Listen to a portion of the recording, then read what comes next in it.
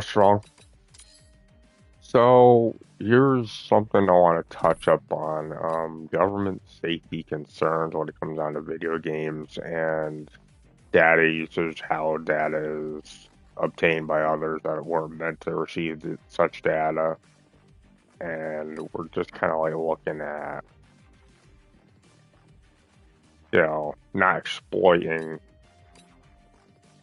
the function of the video game as something else other than what it should be, considering what's seen and what people know it as. Um, it kind of gets to the point where, if I'm noticing these things, everyone else would notice these things too.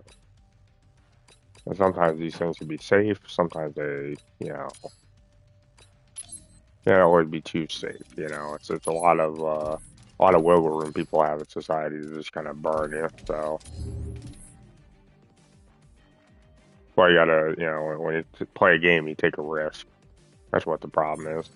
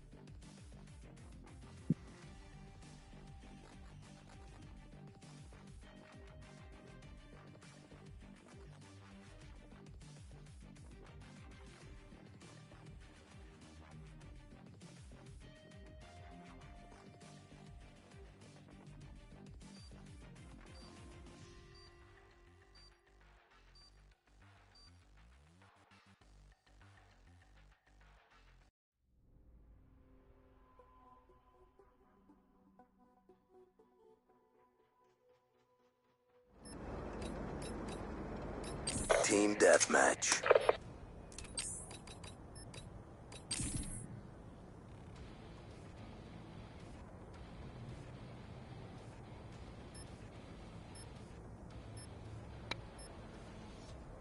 Time to clock in.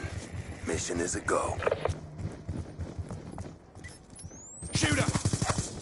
Grenade, get out of there! Pull forward.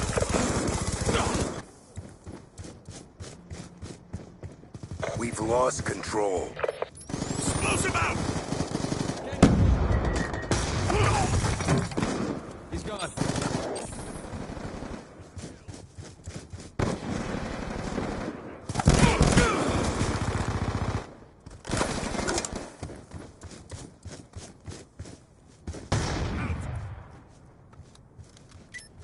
Sticky!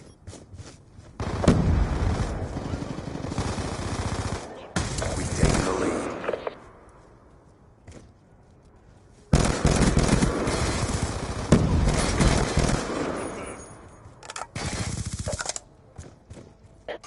Hustle, grenade!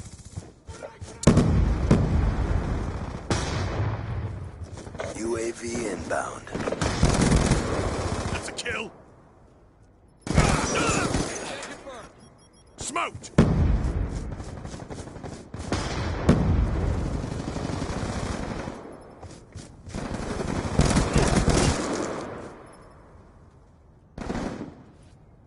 Sticky going out!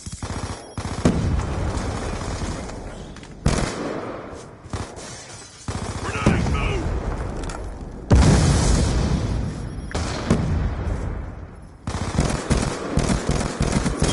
He's gone. Reloading.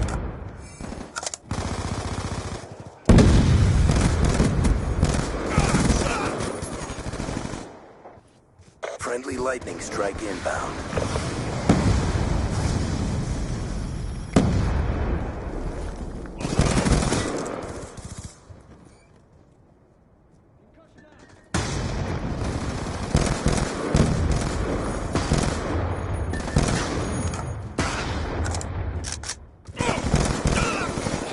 God damn, I should have just laid there.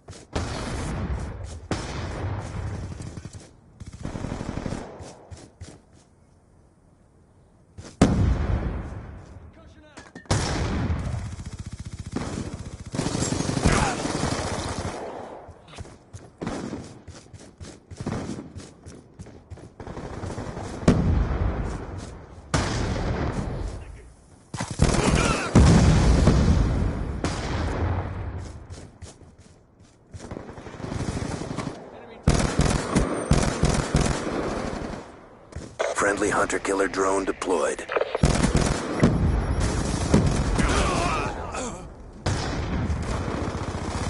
Oh, you're fucking kidding me right now.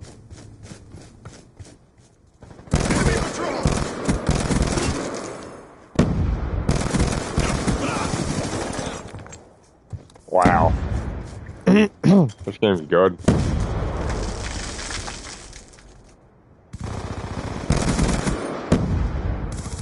That's a kill. Get tough now.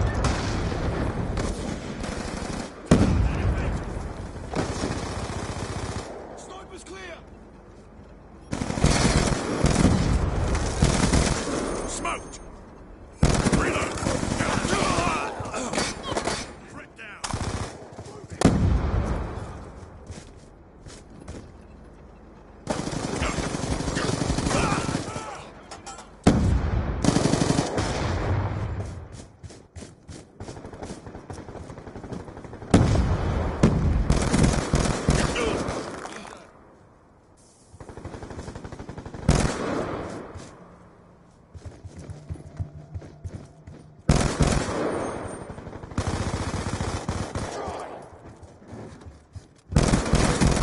He's gone. Threat down.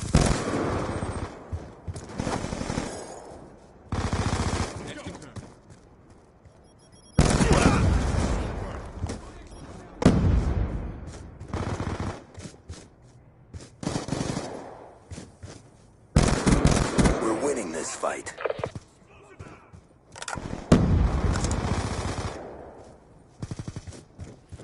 Friendly UAV inbound.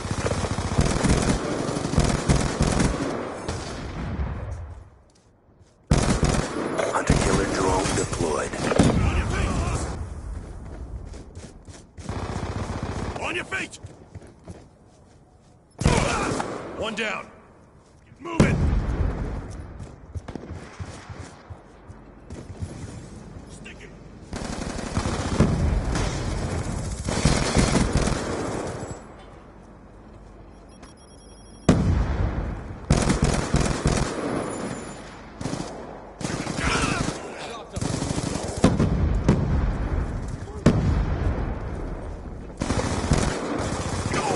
Enemy down.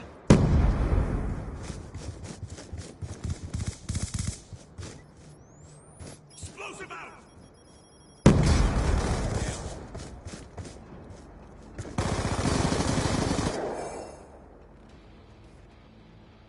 Never a doubt. Good job. That's confirmed.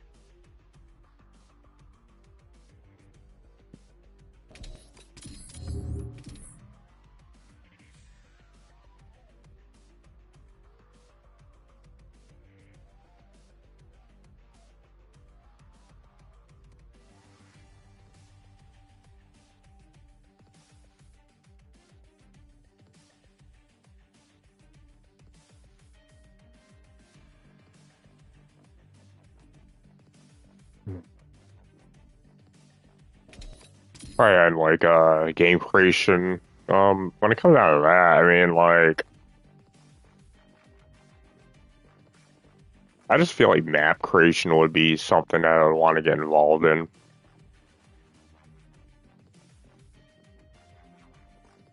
Something with enough flow, you know? We get new maps every single fucking year, but it just gets to the point sometimes, man. They're either overplayed or it was just too perfect to get rid of. And like we can't quite mask the fact that Raid is one of those maps that and Raid and Hijack are both maps that just fail to not be in another Black Ops every single fucking time. Yeah, those maps were just so fucking good. And how they evolved with the game, how they evolved with the movement, how they evolved with like the bigger parts of just how everything was created, and then from like wall running to wall jumping to kind of like just recreating the whole entire playstyle of the map itself. It's just mind blowing, and how much like progress was made throughout these years, just recreating these maps and actually making them playable like that. The new experience, the experience is just different. Everybody in the right mind would have been like, "Well, imagine if we had this over there back in," and then you have it right now. So it's like you're thinking well ahead of everybody else. But these are classic maps at this point. Things that failed to even not exist within Call of Duty history, too. You also got to understand that. That shit's fucking nuts.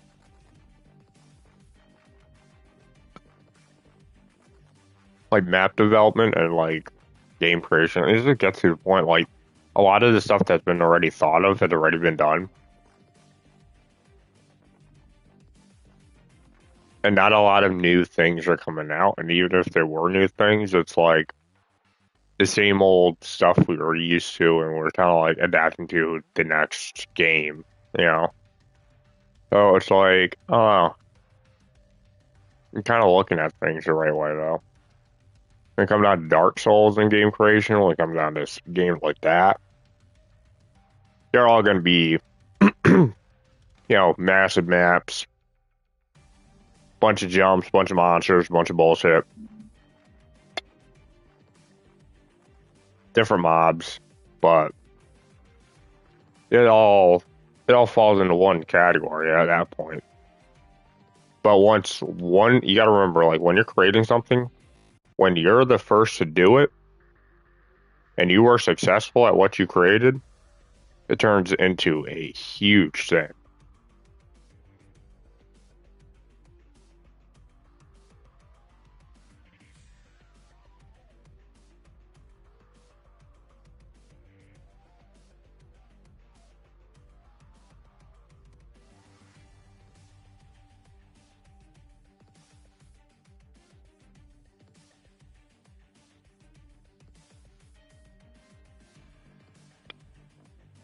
And trying to like add movements to like existing games like Call of Duty.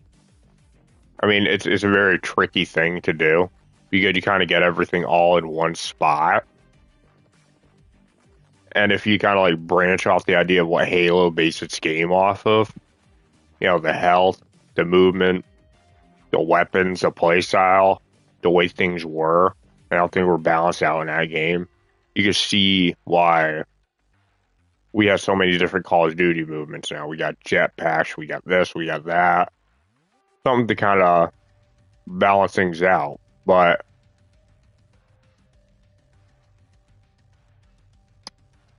let me not, BS you here. Like when it was said and done, and you try to get ahead of somebody else, it's like taking Monster and turning it into Coca-Cola. It's like you can't continue. You got to kind of you got to create something outside of what's already been created. Otherwise, the origins or just everything else kind of gets mixed up, and people just get to that point like, well, what the fuck is this? What the hell's going on? And it's hard to get like criticism on something that you're about to create or release when things are kind of getting to that point where it's turning into, oh, let's just do what this guy did, but do it here and just rotate it through year after year to see what the hell's going on, see if we can make something stick, something that people will like. It makes sense. But Call of Duty was its own thing to begin with. Like, You got to figure out which movements are popular, what to work with, how is it going to flow? Is it going to be clunky? You got a whole bunch of things to think about as you're creating this game. And once BO6 hit and you're sliding around and you have an extended slide, you have more flow, like that's where it was at, man. That's when it was like really fucking crazy. The whole wall bouncing mechanic, it's fast, it's reasonable. There's not too much jetpacky shit going on. They're not like binding people to the earth where you're sort of able to jump a little bit and do whatever you want to do. And it's not like a BO4 experience. You're kind of nailing it down. You got to get the middle ground down. Something that's reasonable to begin with that makes sense for the gameplay and the game, the style altogether. Also, dolphin diving. I mean,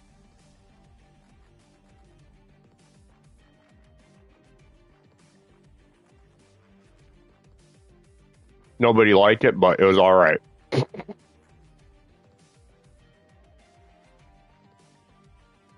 There's not much to complain about it. Like, there's not too many complaints about it. There's not really a place in competitive game modes in order to utilize that kind of function to begin with. I mean, like, this is one of the first Call of Duties where it actually, no, it was another one, right?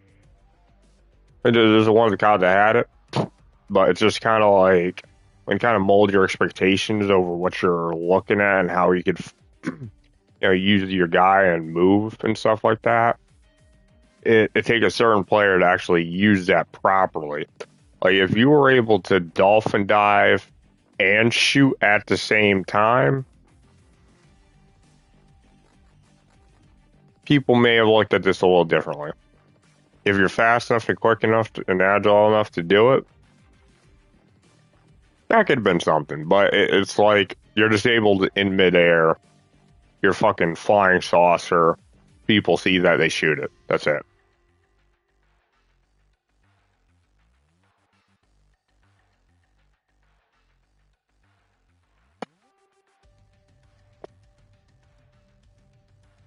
But we're seeing like how well Call of Duty is developing and how it's actually like growing as a whole and like feeding off of its failures. It's like, prize maps, and we're seeing where it could do better every single day, man.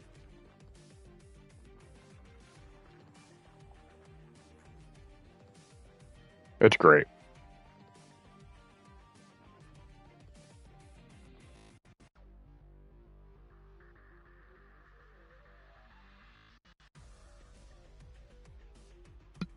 But then when you look at Halo and you compare to Call of Duty, just for the moment, look at the health, look at this, look at that, look how fast things are. And compared to two games, it's like Halo honestly kind of had a slower play style, but it's reasonably slow to the point where you can actually watch it and keep up with it. It's like, and then when you have them fast moments and then quick engagement, I mean, it's a really good game. I mean, overall, but it has that one movement mechanic that makes the game the game, and it's carried itself throughout its life cycle. You see what I'm saying? Like, you have that one movement, that one starting point, and it's a make or break opportunity. And once it makes it, and it kind of molds itself around the vibes, the energy, the flow of things, it just settles down and creates a foundation for opportunity to grow off of that one point, that one seed. And that's what you really got to be looking for in video games. That one new thing, that one seed, that one storyline. Those are the biggest points in games that people are, like, if they're going to start creating games, they aren't too sure of it. I've seen a couple side scrollers where they're modern day side scrollers, and I think there's this one that I just absolutely love because of that, just the energy, where, what would you want on within it? I wish I knew the name of it. But you even have certain games like that that are just fucking phenomenal.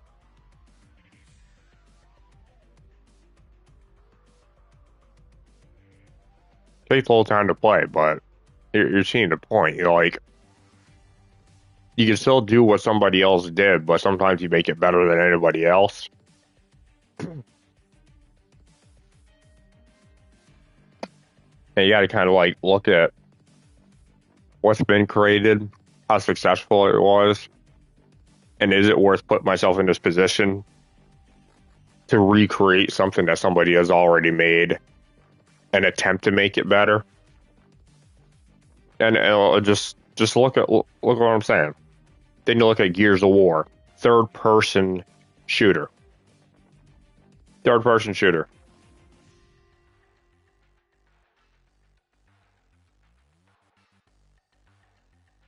Carried that whole entire thing throughout its entire lifespan, and you're seeing what happened with it. You have Halo, did the same thing, carried whatever it was that made Halo throughout its entire lifespan. Yeah, Call of Duty, trying to switch it up and figure out what sticks.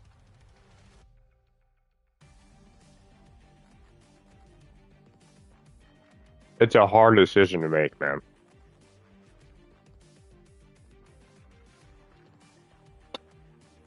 It's a very hard decision to make when it comes down to that type of stuff.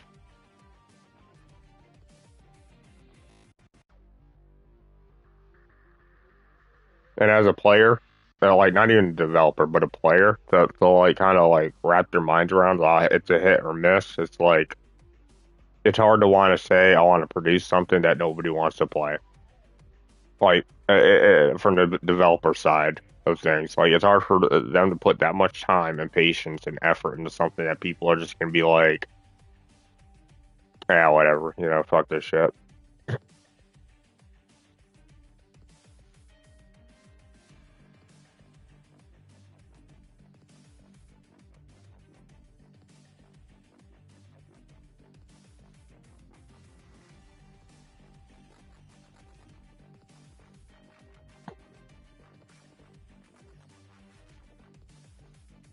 That's why I'm setting time aside for myself to kind of not necessarily brainstorm ideas, but understand AI, um, kind of get the whole animal functionality thing going on around me so I understand what the hell's going on with them so I don't have to worry about being at the wrong place at the wrong time or having the wrong result at the wrong time or something going wrong at the wrong time. You just trying to adapt to those circumstances as well. Then looking at how I could work with AI in order to create a game myself. So it's like a one man army kind of thing, but not necessarily make it different. Like just try to make it actually, yeah, make something different. Definitely make something different.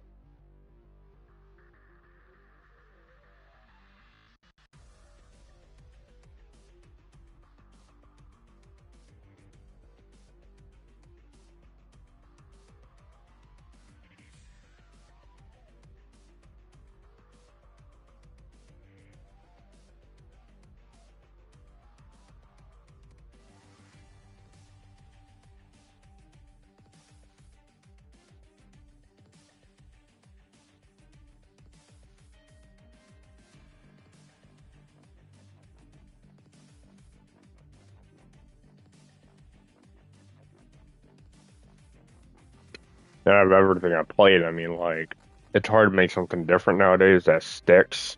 It makes sense. And it's hard to get the right ideas out there on the board.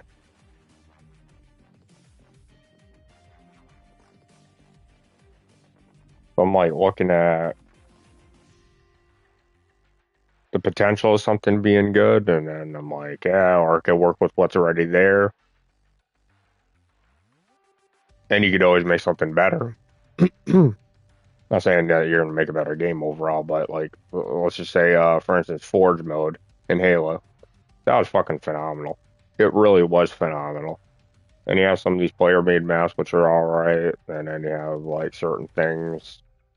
I don't know. It just Halo 3's Forge mode was the only one that I liked entirely, and it was sandbox. It's an open map. You got to create whatever the fuck you want. Following fusion coils, crazy tracks where you could, run a mongoose around like an actual racetrack, like maps you wouldn't even believe you could be on because of what I was doing over there. Things like that. Things that like had their own flow, had their own pace, had their own actions. The spawn points. You get to choose the spawns that people could spawn in. You get to choose. It's like, yeah, it's so much potential in that game. And then with whatever they tried to improve upon when it came down to Halo Reach and Halo 4 and all that stuff. I mean, Halo 4 kind of like hit it to the point where you could actually work things around a little bit better in Forge mode. But the blocks, the choices that you had in order to like build stuff, sometimes it just got to the point where it's like, this is kind of shit. Like, I like the stone and stuff and like the ability to work with that type of stuff. That's why Sandbox was like one of my favorites because it was like natural. Kind of comes with the game. Looks like this here. You have something to work with, especially kill balls.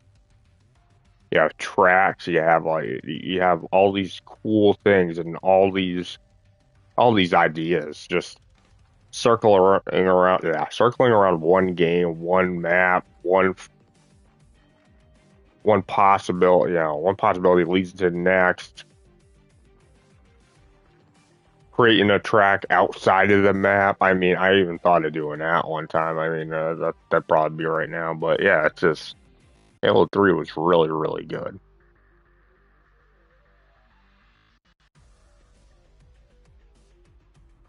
And then you have like actual creators like myself that would actually thrive off of just the main blocks, stacking things upon itself, rerouting the map, like working with what's already there, creating new like just structures all together. And then you go from that, and then you take all that away and have already built houses, already built like monuments, already built like things that you go up, and it's just things that are too already built, just a place. It takes away from that creativity that you actually could apply in those games. The functions of Forge mode became so much better though. So much better. Over time, so much better because you didn't have to quit out, save and quit, or hold this block and do this, or nudge this block 15 different times in order to get it to stay where you wanted it to, and then quit out or do. There wasn't a lot of crazy things that you had to worry about when it came down to that. So, I mean, I did like it because you're able to tweak the axis, tweak this, tweak that. That's when Forge mode started to evolve and become a functional part of Halo. It was in the later editions.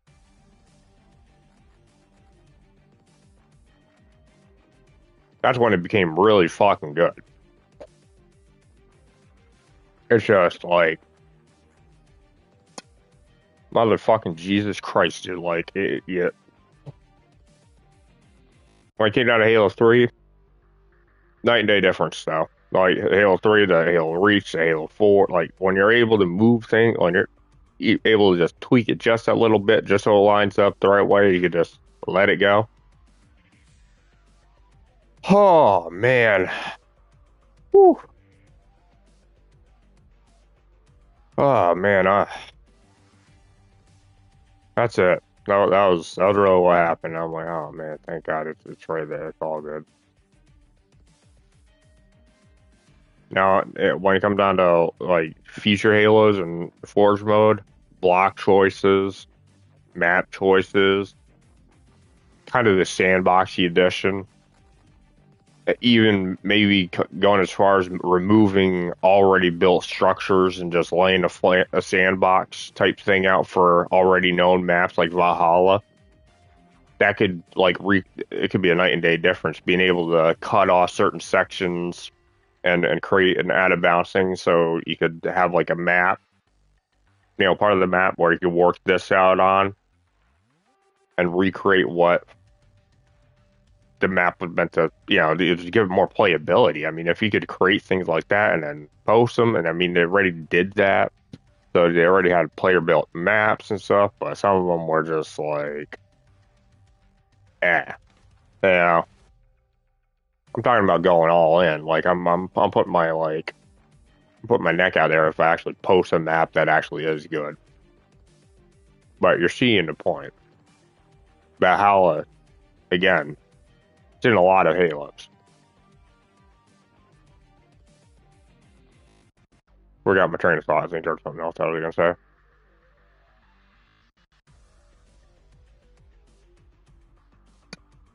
Oh, the soundtrack. Oh my God. So it's full Forge mode. I mean, it had its do's and don'ts with what you can use and what you can't use, how you use it, how you apply it, when to apply it,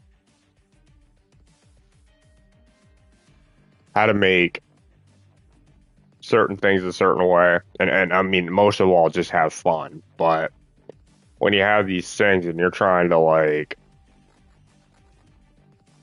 you're trying to go for something special and you're trying to pour your heart into something that already exists, like Forge mode, like it's just that extra oomph when you have the ability to use certain blocks, create certain things on your own, and not be too stagnant when it comes down to those creative potentials. And it really does assist the game. Reverting back to the Halo 3 sandbox with just weird narrow-minded blocks, couple barriers, couple of this, yellow ball, a bunch of weird stuff, and then jumping forward and this kind of doesn't look right, but it's what I got to work with anyways. It's like trying to adapt to what's already there. It's just I'm missing a lot of pieces that I would have used.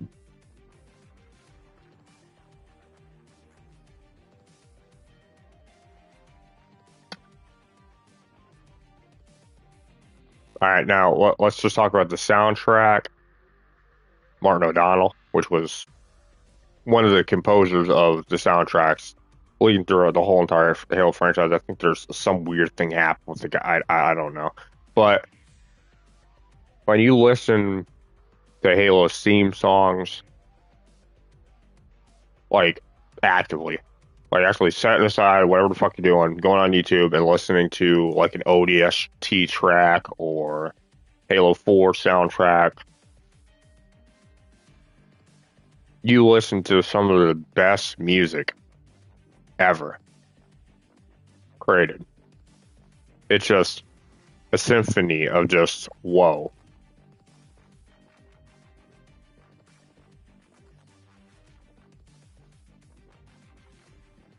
No matter what Halo I was playing, the soundtrack was always just the biggest thing for me.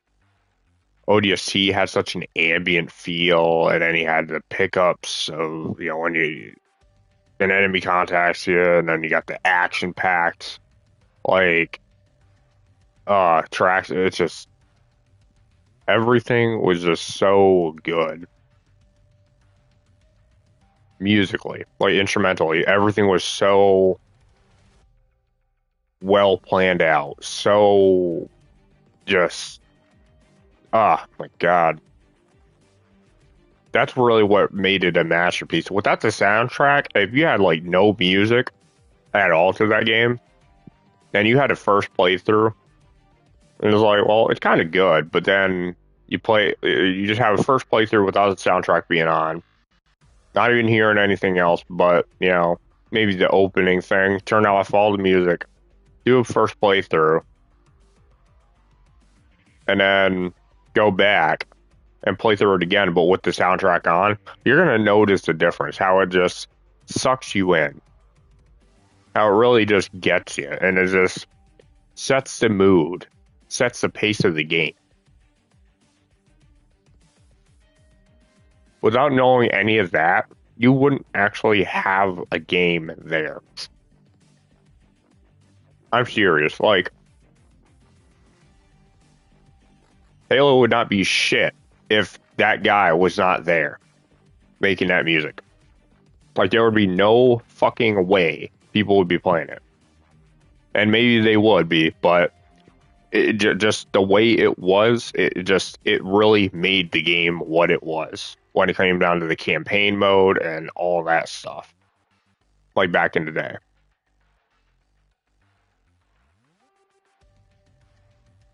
But when it comes down to the multiplayer scenes, obviously, you got competitive modes and then how well the maps play out. That turns out, turned everything, flip everything upside down and divert the attention from what was said about the campaign.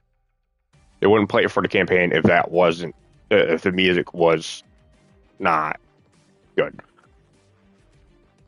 When it comes down to the multiplayer experience, it's like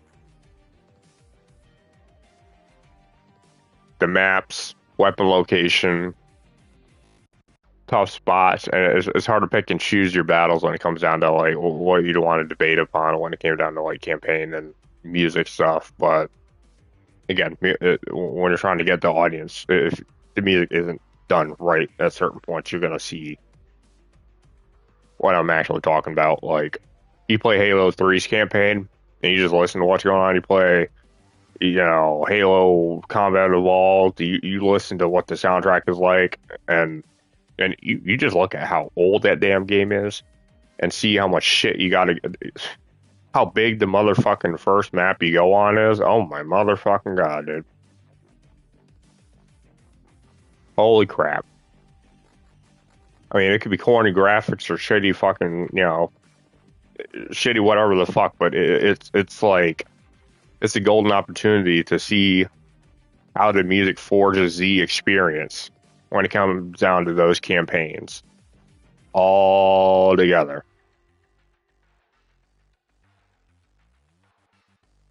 That's the main thing.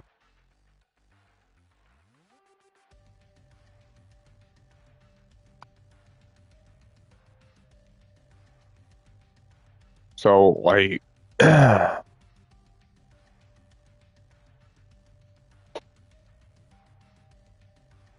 I mean, like, when you look at Combat Evolved and just the graphics and just what's going on, and you don't have anything to base the game off of, like, the music is the thing that made the game.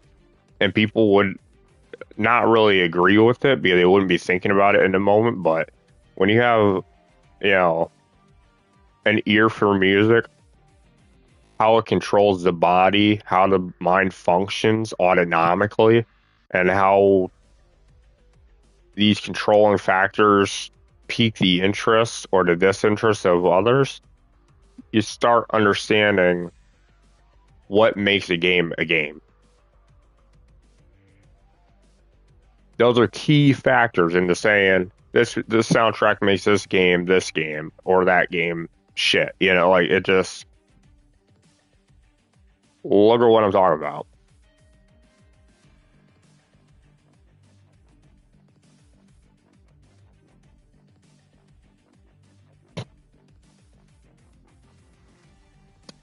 And if you take Dark Souls and, something completely unrelated and just throw it into the mix of it, it's like, well, you got some serious soundtracks in Dark Souls 3. Like, some of the boss soundtracks are fucking absolutely insane. My favorite of all time would be the Abyss Watchers.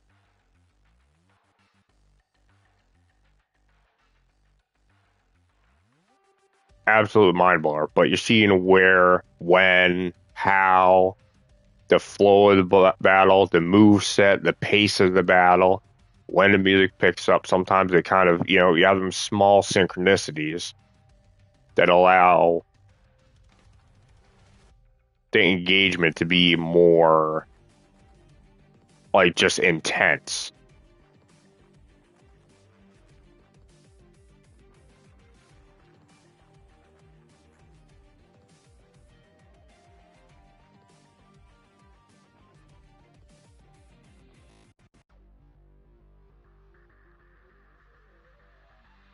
Mm. But yeah, and then when it comes down to like certain functions, what's the biggest selling point, why the biggest selling point. You got your small people, playing one game that they just tried out for the first time, or just you got to plant your seeds. You gotta try things. You gotta get your groups. You gotta get this. You get that. But you can't have this one guy sitting alone at home hating life, completely shutting himself down from the world around them, saying, "Dude, this is a great game, man. This is it. This is like a dead end. This is a big ass dead end. Huge dead end because of the way things are."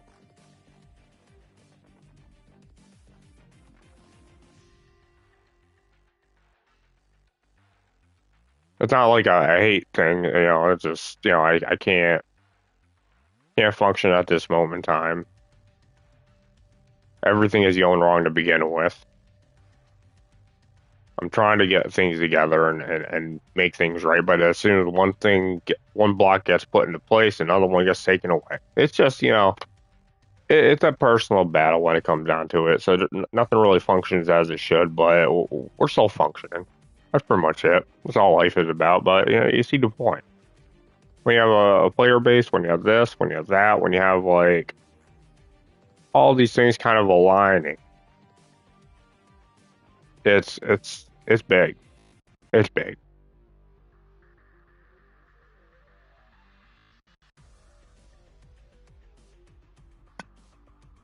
Now, when you look at like game modes that people play all the time, people just like domination in Call of Duty. You got it in Halo. You have it in Gears of War. I'm pretty sure you have Hardpoint and a whole bunch of other game modes that are just like themselves, but not called that in all these games. Like you see, there's certain games where they lack their own thing going on because they had one game mode that successful and they just carried it throughout other franchises, calling it something else because there's no other way people would be playing this unless that was a game mode of choice. And when people want to switch over to their game, it just gets to the point where you're looking at the game modes, what you got, what people prefer, what people don't prefer. And then you start experimenting around with things like that. I agree with Overdrive and BO7. That was an interesting one. It's kind of like Capture the Flag, but you're seeing a lot. You're seeing a lot in it. That has a lot of potential to go far. But he changed it from Capture the Flag to Overdrive, so it's basically the same fucking thing.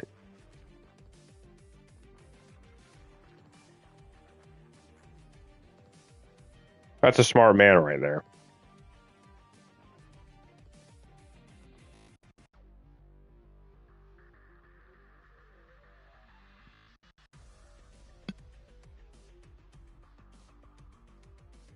In Advanced Warfare, I mean, that could have been a flop for a lot of people, but for me, I enjoyed the hell out of it. The supply crates, all that stuff. It was absolutely phenomenal. And then they carried the supply crate idea over to BO3, I think. That was fun as hell. It kind of like, eventually, that idea stayed its, outlived its welcome, and then kind of got to the point. You see the purpose. It kind of switches back to whatever it once was, but it wasn't bad for what it was when the game was there.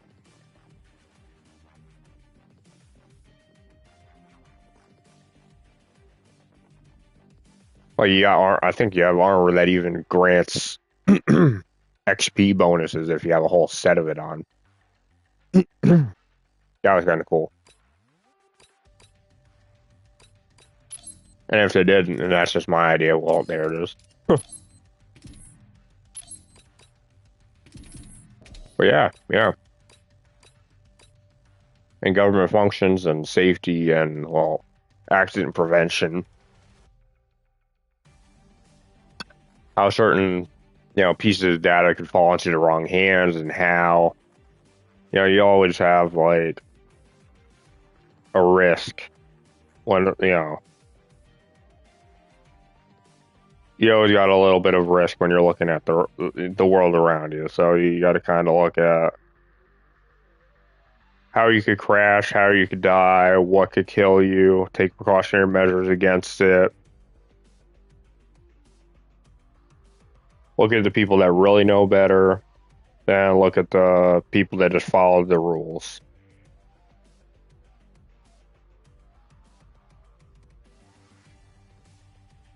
And then look at this game and what it does, and how people can tell what's going on, and how I'm understanding it.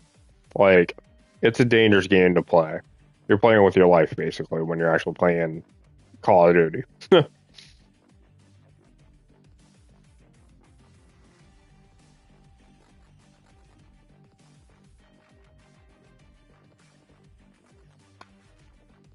But yeah, enough of that. But yeah, that was like maybe my only government safety concern that kind of like was the biggest thing when it came down to how autonomic functions are, how this could apply in the business world, what people would obtain as far as information upon an individual just by playing one of these games. Like, there's a lot of concerns that revolve around Call of Duty and what's going on outside of it that I'm not really too certain of, but I'm trying to just imply that the concern is, there because it's a life or death situation, not because we're playing a game anymore. This is one of them games where it's a life and death situation, and this needs to be addressed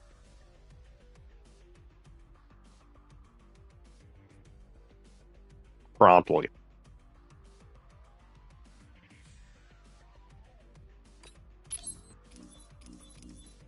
Anyways,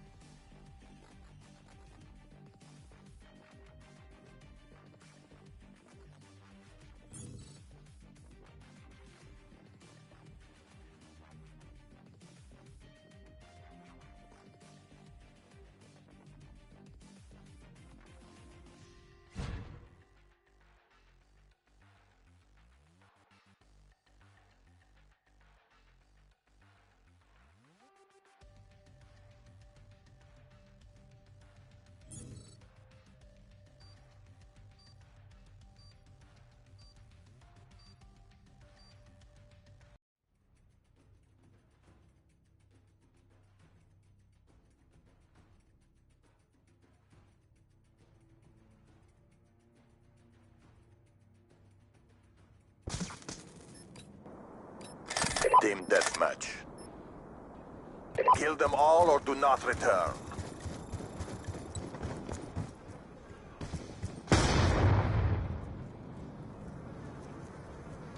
We've taken control.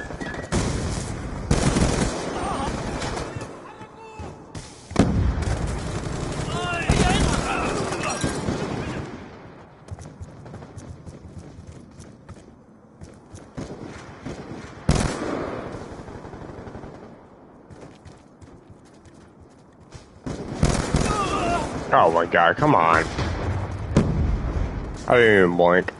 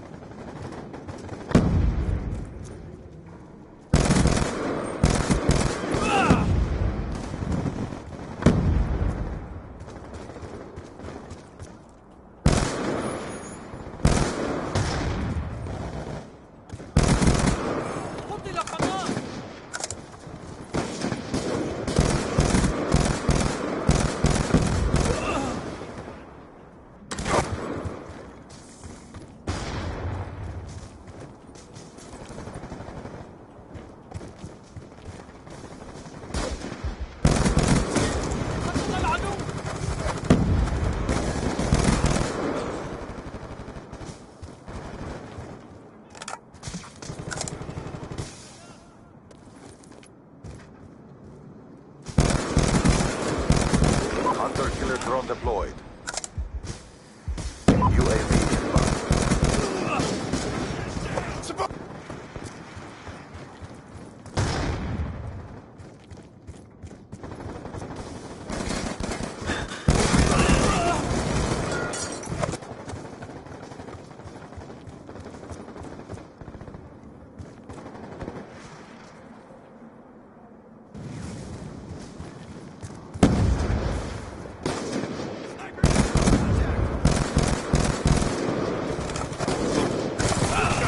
Neutralized. Oh man, damn.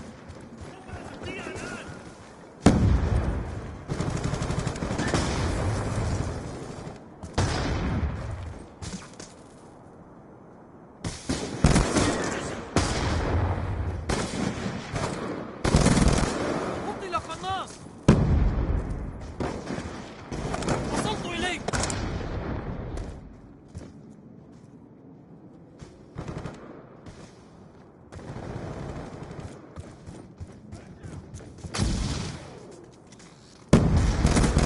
Hunter killer drone deployed.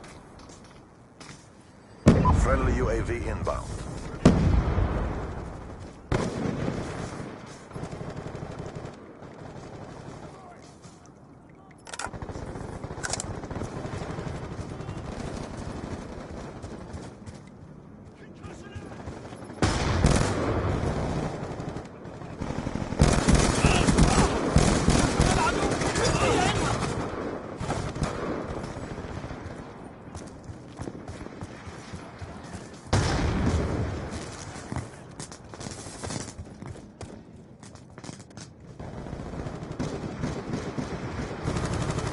قتلناه.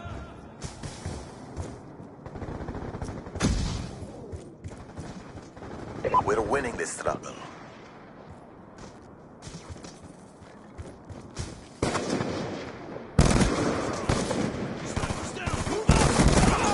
انتهى الهدف.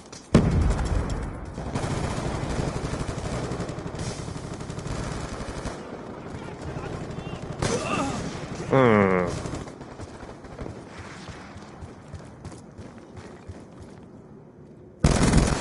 انتهى الهدف.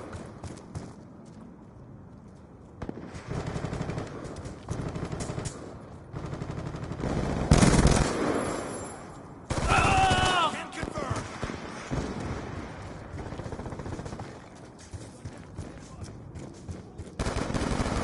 قتل قناص. الخزان. سقط العدو. Hostile UAV above.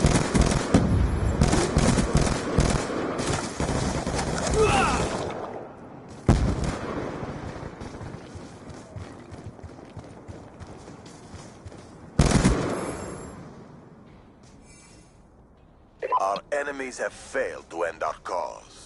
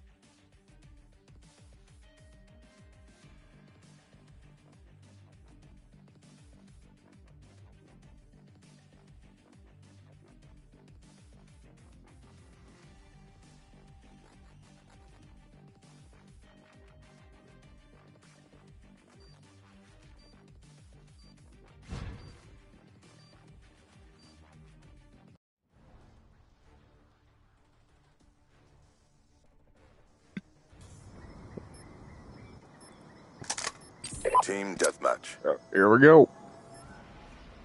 Didn't? Too many. Too little. Wonder what supplies a viewer or two. See what happens here.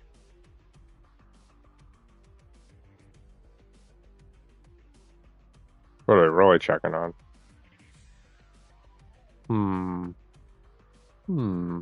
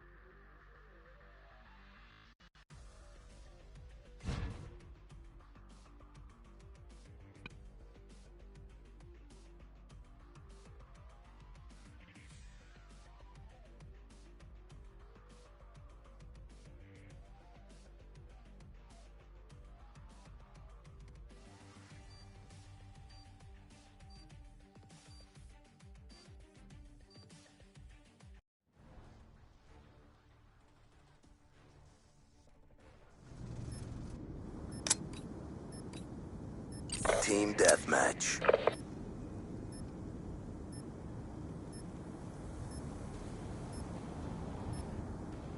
Let's go, ladies. We're on the clock. Time to go to work.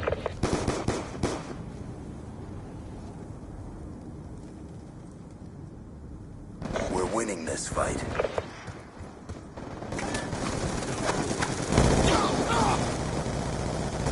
We're losing this fight.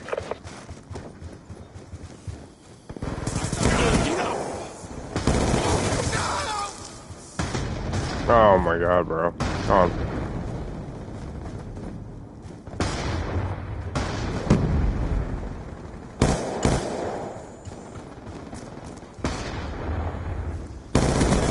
Shot out. Troy! Threat down. We've pulled forward. That's a kill.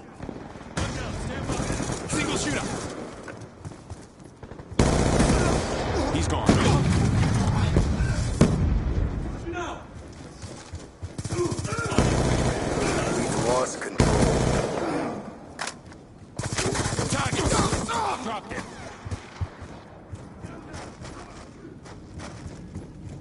We've taken control.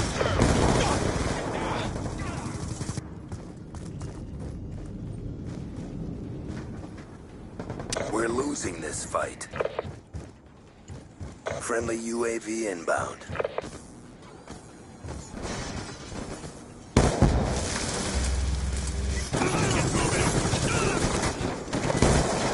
Be advised, hostile UAV incoming.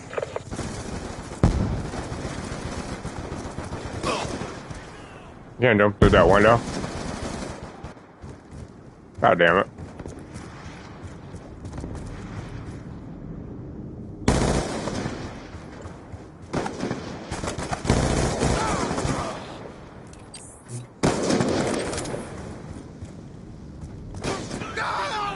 Uh-oh. Hostile UAV above. Sniper's clear!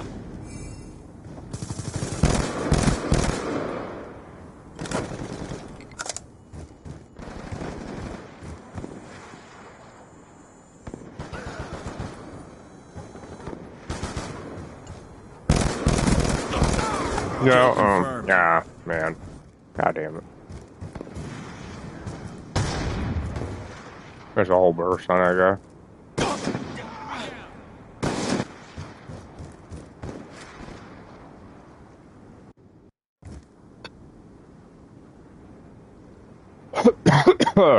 Really a 4v4 now. These snipers are fucking annoying. Hostile hunter-killer drone inbound. You know, you Be gotta, advised, gotta be hostile fucking UAV joking right now. Come incoming. on. You're gonna get warmed up over here.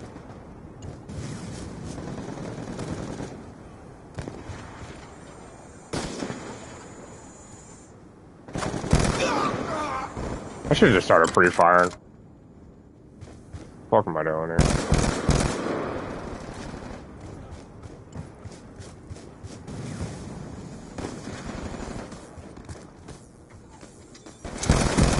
Dropped it. Hostile care package inbound.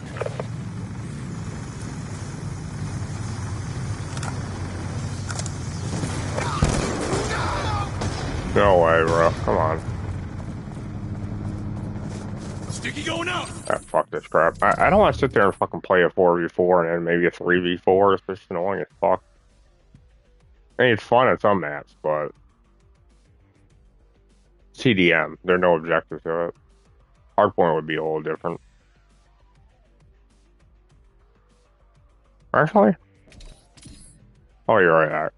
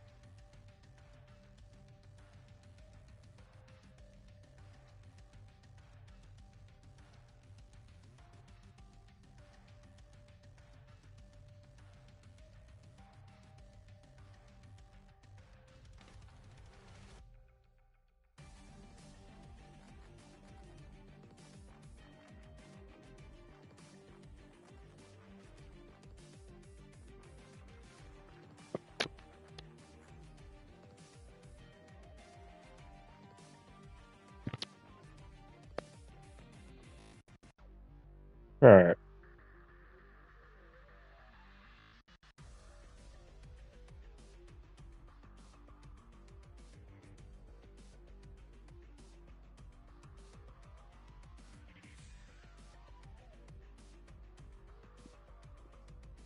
Hmm.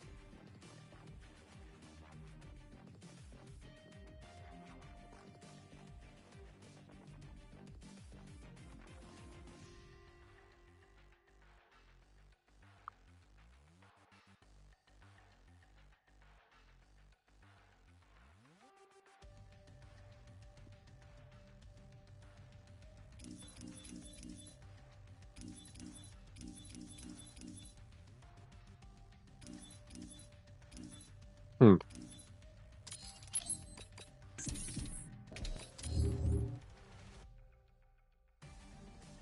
Oh man, dude, this is fucking great. Let's go play some Hardpoint.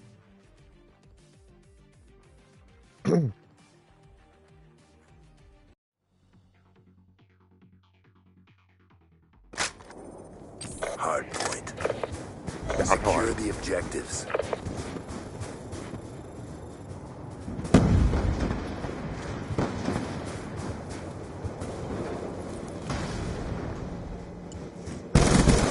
Snipers down. UAV inbound.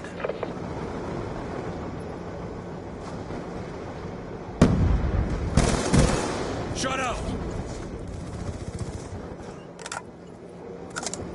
A couple kills right there. That's good.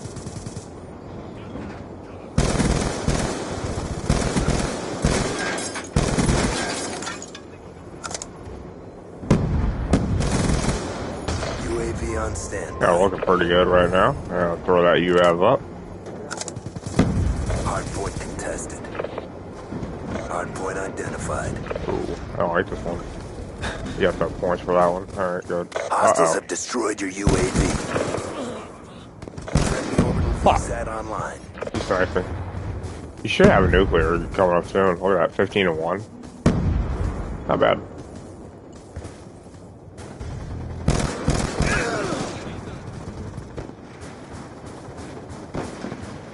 I don't like that hard point. Hard Oh. point locked down. Friendly K9 unit in your AO. Uh-oh. On your feet.